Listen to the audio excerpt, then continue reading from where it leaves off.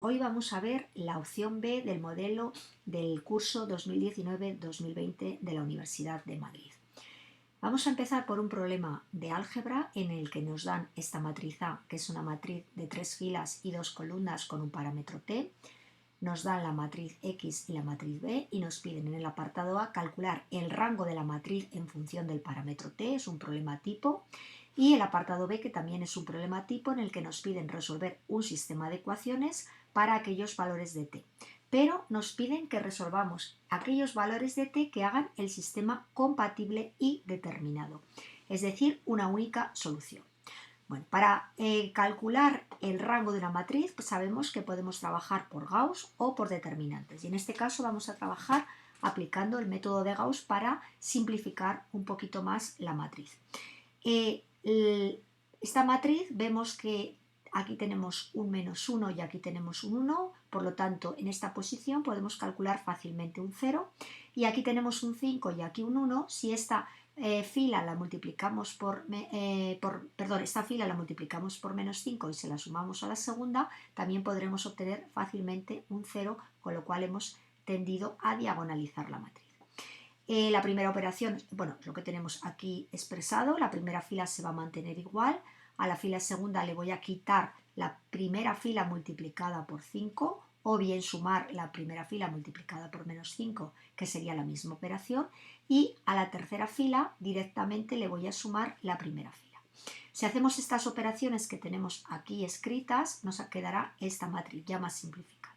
Ahora nos fijamos que en esta posición todavía podemos sacar otro 0 más, porque si multiplicamos por 2 obtendríamos -2t y 2t, y al sumar estas dos filas obtenemos este 0, que es el que queremos. Tenemos una matriz que tiene 3 filas y 2 columnas. Eso quiere decir que esta matriz nunca va a poder tener rango 3. El máximo rango que va a poder tener es 2, pero también podría tener rango 1. Y eso va a depender del valor de este menor, de este determinante que tenemos de extraer de la matriz grande las dos primeras filas y las dos columnas. Si hacemos cuentas, calculamos este determinante, nos dará que si el t va al 0, cosa que ya se observa a simple vista, si ponemos aquí un 0, esta fila sería toda 0 y tendríamos que esta matriz tendría rango 1. Mientras que si aquí colocamos en este valor de t un número distinto de 0, tendríamos dos filas independientes, por lo tanto el rango de la matriz sería 2. Repito, si t es igual a 0 tenemos rango 1 y si t es distinto de 0, rango 2. Vamos ahora a recordar el teorema de Rouché-Frobenius, que lo que nos dice que un sistema puede tener, en función de los valores de los rangos, sistema compatible determinado, compatible indeterminado o incompatible. Lo vamos a repasar rápidamente. Si el rango de A, que es la matriz de los coeficientes, es igual al rango de la ampliada, igual al número de incógnitas, tendremos solución única y el sistema será compatible determinado. Si el rango de A es igual al rango de la ampliada, menor que el número de incógnitas, el sistema será compatible indeterminado. Y finalmente, si el rango de A es distinto del rango de la ampliada, el sistema será incompatible.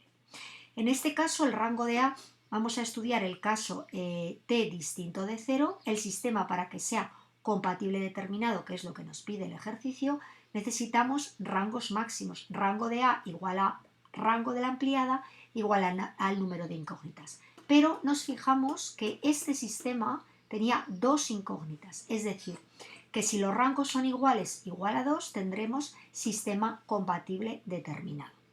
En este caso, entonces, como comentamos, compatible determinado, rangos iguales, igual a 2. Pero sabemos que esta situación se da cuando la t es distinta de 0, y esto lo sabemos por el apartado anterior. Entonces, para este valor, sustituyo, opero con las matrices, llego a esta matriz simplificada. Fijaos que son las mismas operaciones que hemos hecho antes, lo único que hemos ampliado ahora con los términos independientes. Llegamos a esta situación y queremos que el rango de esta matriz, de la ampliada, sea 2. Es decir, forzosamente este elemento tiene que ser 0. Tenemos 3 filas y 3 columnas. Tenemos que obligar a que este elemento sea 0, porque si fuera distinto de 0, entonces esta matriz ampliada tendría rango 3. Y si el rango fuera 3, no se cumpliría el teorema, o sea, se cumpliría, pero no esta situación, y tendríamos rangos diferentes, sistema incompatible. Pero eso no es lo que nos pide el enunciado. Entonces, forzamos, insisto, a que este valor valga 0, es decir, t igual a -1. Si t vale -1, me voy al sistema, vuelvo a convertirlo en forma de ecuaciones y ahora ya despejo la de abajo primero, que es la más sencilla, igual a -3, con este valor -3 sustituyo aquí y me quedará que la x es igual a 6. Vemos que tenemos una única solución, sistema compatible determinado para el valor del parámetro t igual a -1. Bueno, pasamos ahora al problema de análisis. También es un problema tipo. El primer apartado, bueno, me dan una función que ya vemos que es una hipérbola. El primer apartado es muy sencillo. Tengo que calcular el área de este triángulo formado por los ejes coordenados y la recta tangente a esta curva en el punto x igual a 2. Un segundo apartado en el que tengo que calcular asíntotas y crecimiento y decrecimiento, también es un problema tipo. Y un tercer apartado en el que tengo que calcular una integral definida a partir del producto de x por la función que tenemos aquí. Bueno, vamos a calcular lo primero, el área de este triángulo, pero me dice formado por los ejes y la recta tangente, es decir, que yo tengo que comenzar por escribir, por calcular la ecuación de la recta tangente a la curva, tenemos esta curva, en este punto de tangencia. Si el punto es x sub 0 igual a 2, lo primero que tengo que hacer es calcular el valor que toma la función en 2, que sería sustituyendo 3 partido por 3, que quedaría 1. Ya tengo el punto de tangencia, que sería el punto 2, 1. Y luego me tengo que calcular de esa recta tangente la pendiente. Sabemos que la pendiente de la recta tangente es el valor que toma la derivada en dicho punto de tangencia. Entonces, primero derivo, es un cociente denominador al cuadrado, derivada del numerador, 0 sería menos numerador por la derivada del denominador, haciendo operaciones me quedaría esta la derivada de la función, y yo ahora lo que tengo que hacer es sustituir esa derivada en x sub 0 igual a 2, obteniendo menos un tercio.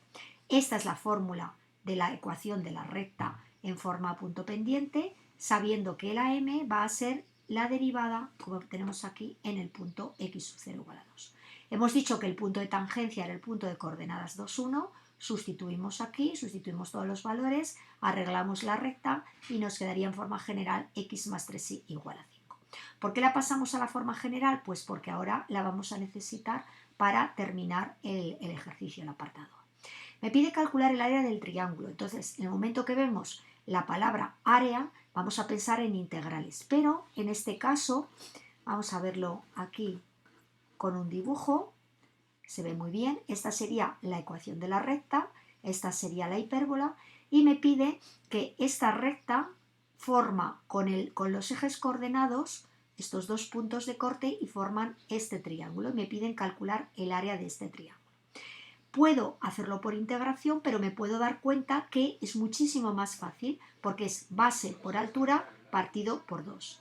La base es 5 porque es el punto, si yo corto la recta x más 3y igual a 5, si hago que la y valga 0, la x vale 5 y si hago que la x valga 0, la y vale 5 tercios. Entonces, la base sería 5, la altura sería 5 tercios. Si yo hago base por altura partido por 2, ya tengo el área de ese triángulo en unidades al cuadrado porque desconozco las unidades. Si queremos complicarnos un poquito más la vida y hacerlo por integración, pues vamos a volver al dibujo y vamos a ver cómo sería. La tapa, la que me hace de tapa superior, es la ecuación de la recta. Recordamos que es la función, por lo tanto yo tengo que despejarla ahí, que sería 5 menos x partido por 3, y va desde el principio de la integración, que sería la x sub 0, 0, hasta el x sub 0 final, que sería 5. Es decir, me aparece lo que tenemos aquí, que es lo que hemos comentado, la recta despejada a la y, y saco este 3 fuera de la integral, que es una constante, y sería la integral 5x menos x cuadrado partido por 2. Integro desde 0 a 5, aplico la regla de Barro y obtengo, por supuesto, el mismo valor que por el otro método, que era mucho más sencillo. Bueno, el apartado B de este ejercicio también es un problema tipo en el que nos pide las asíntotas. Sabemos porque es una hipérbola cuáles van a ser las asíntotas, pero lo vamos a ver con un poquito de calma.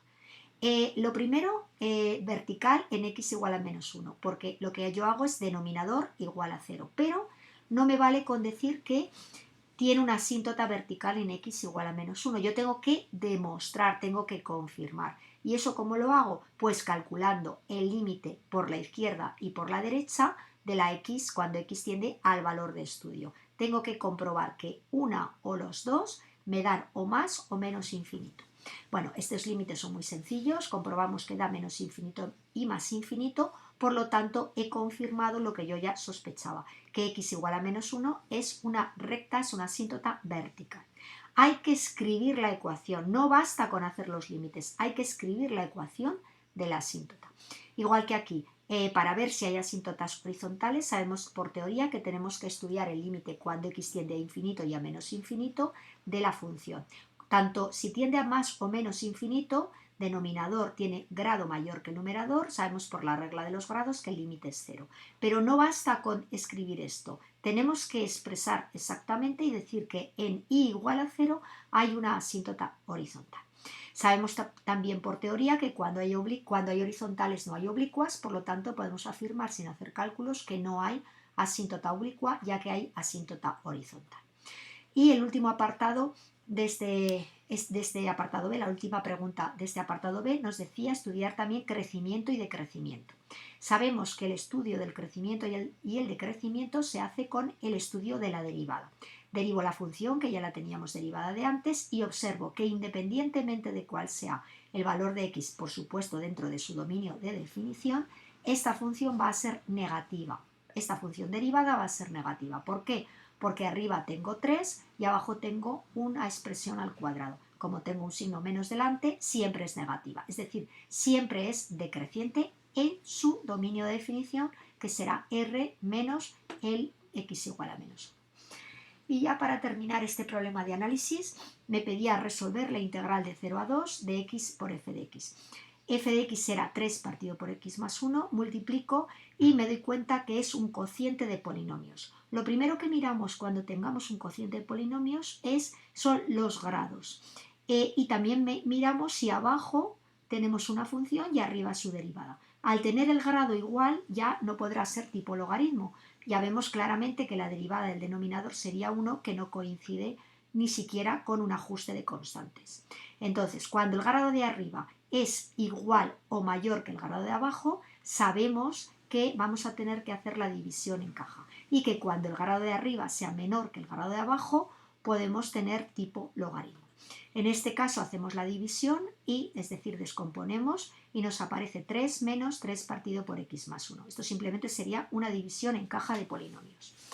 Integro 3, que es muy fácil, 3x, y ahora sí que tengo un tipo logaritmo.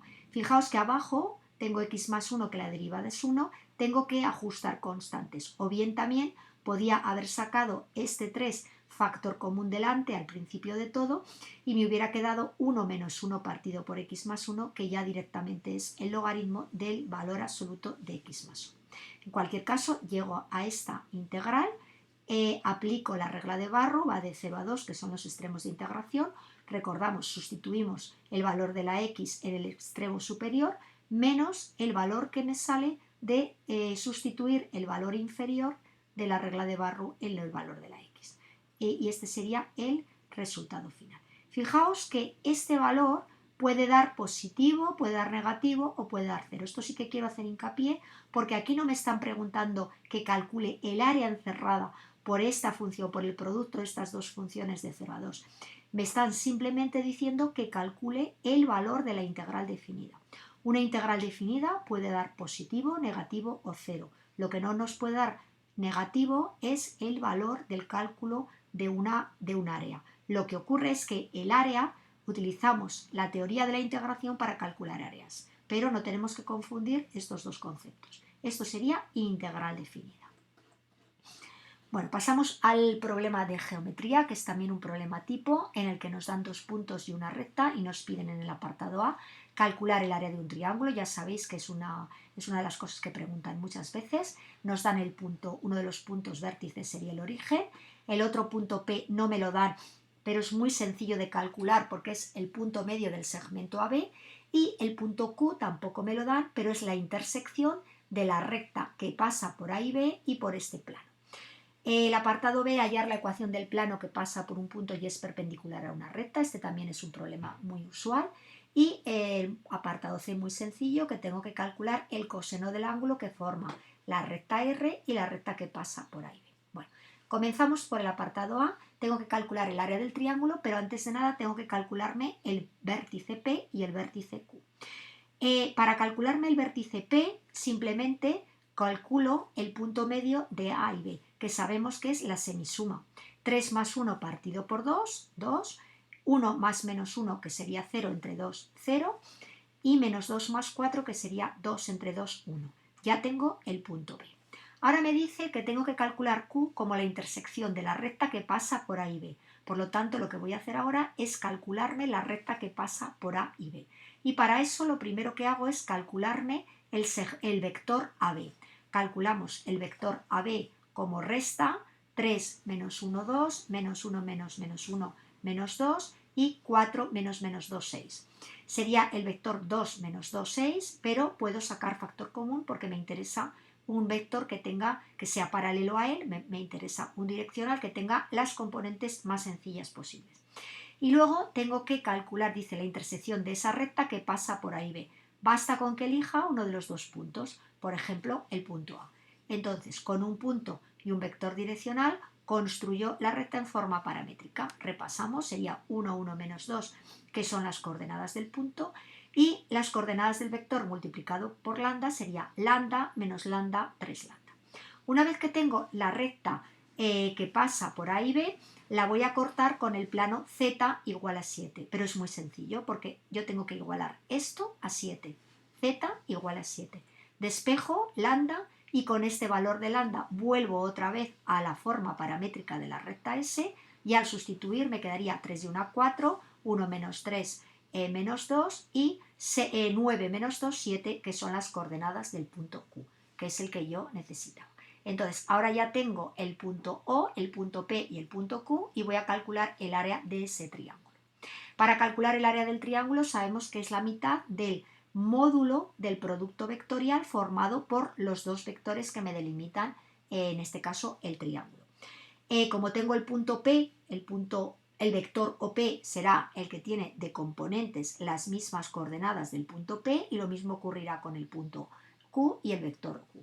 Calculo el determinante primero, volvemos a insistir en el tema de la notación, fijaos, valor absoluto, porque si yo calculo este determinante lo que obtengo no es un número sino un vector, y ahora a ese vector que sería el 2 menos 10 menos 4, recordamos, quito fila y columna y calculo este menor, y cuidado que en la coordenada J tengo que cambiarle el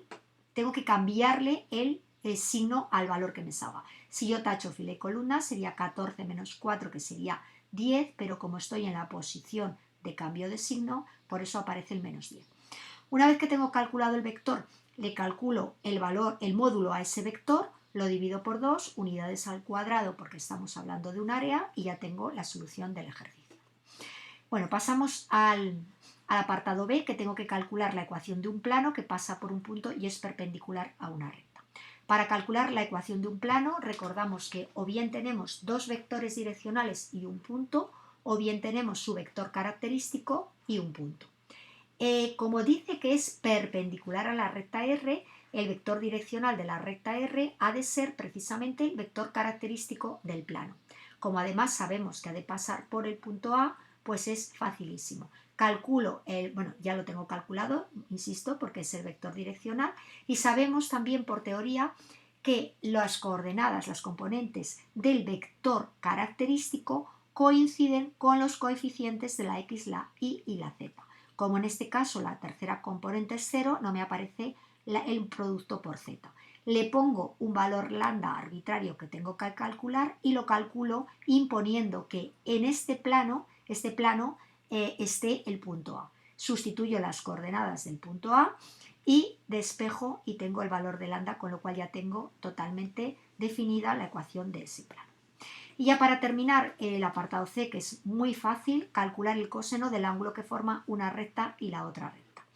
El ángulo que forma dos rectas sabemos que es el ángulo que forman sus vectores direccionales. Y sabemos que el coseno de un ángulo lo podemos calcular como el valor absoluto del módulo, porque siempre cogemos el ángulo que sea más pequeño, por eso imponemos que sea positivo para que el ángulo nos dé en el primer cuadrante. No nos podemos olvidar estas barritas, porque si nos las olvidamos y diese negativo, como en este caso, no estaríamos calculando el ángulo, sino el suplementario. Y partido por el producto de los módulos de ambos vectores direccionales. Hacemos la operación y fijaos que no me pide el ángulo, me pide simplemente el coseno del ángulo. Si me pidiera el ángulo formado por las dos rectas, pues calcularía el arco cuyo coseno tiene este valor. Bueno, y para ya terminar, vamos a ver el problema, que en este caso es un problema de probabilidad, pero de normal, y me dice que no de Bayes o de propiedades como era el ejercicio del modelo A.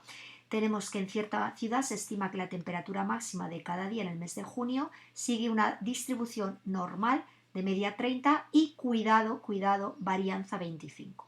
¿Por qué digo cuidado? Pues porque nosotros los parámetros que necesitamos para trabajar con la distribución normal son media y desviación típica. Y sabemos que la varianza es el cuadrado de la desviación típica. Pero si en un examen con nervios vamos rápido y no nos damos cuenta y no leemos con cuidado, podemos suponer que la desviación típica es 25, mientras que el valor que me están dando es el de la varianza. Apartado A, es muy fácil calcular la probabilidad de que un día cualquiera la temperatura máxima esté entre 28 y 32. Fijaos que la variable de estudio va a ser la variable X con la que vamos a trabajar, es la temperatura.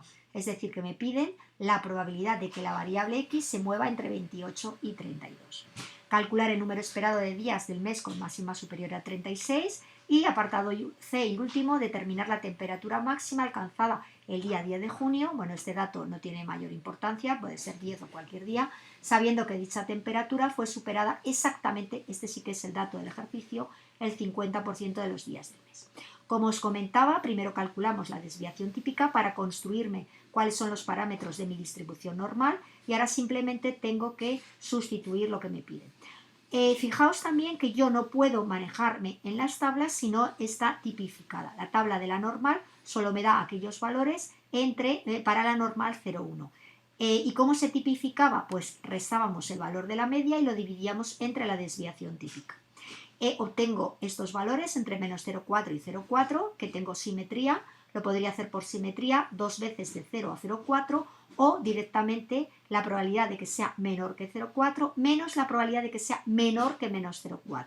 Si hacemos un dibujo lo veremos súper fácil. Y ahora, esta probabilidad, que estaría una probabilidad menor, iría hacia la izquierda, es 1 menos la probabilidad de que z sea menor que 0,4. Hago operaciones y me sale lo que había comentado antes, que lo puedo ver como una simetría. 2 veces la probabilidad de que z sea menor que 0,4 menos 1.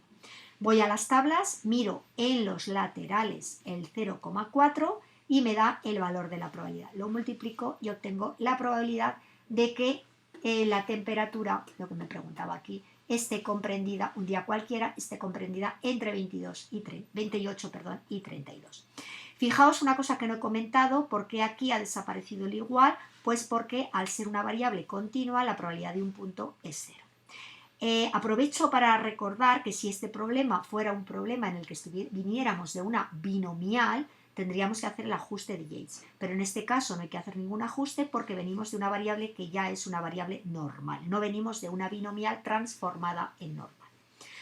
El apartado B me dice calcular el número esperado de días. El número esperado o esperanza matemática se calculará a partir de la probabilidad, a partir del porcentaje. Entonces lo primero que hago es calcularme la probabilidad de que esa variable, que la temperatura, sea mayor o igual que 36. De nuevo tipifico con los parámetros de la normal. Esto sería un punto que es positivo a la derecha del 0, por lo tanto tengo que calcular la contraria. Miro en las tablas y obtengo el resultado. Como tiene 30 días, esto sería el 11,51% de probabilidades. Como tiene 30 días, haría simplemente una regla de 3 o directamente multiplicar el número de días por la probabilidad. Fijaos que es lo mismo que calcular el 11,51% de 30, que sería la misma operación. Me da entre 3 o 4 días se superarían los 36 grados de temperatura.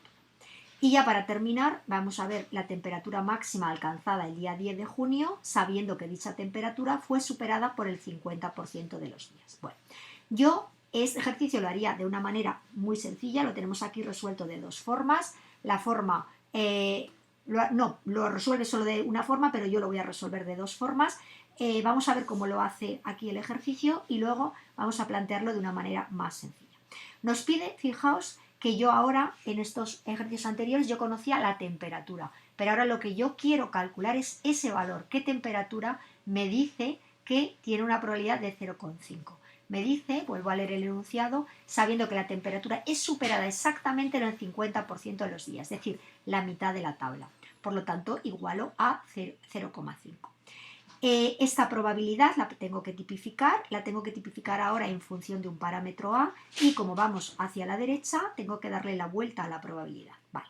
Ahora yo lo que haría sería mirar en la tabla este 0,5, pero si yo miro este 0,5 observo que este valor que tengo aquí corresponde al 0 y despejando A igual a 30 grados.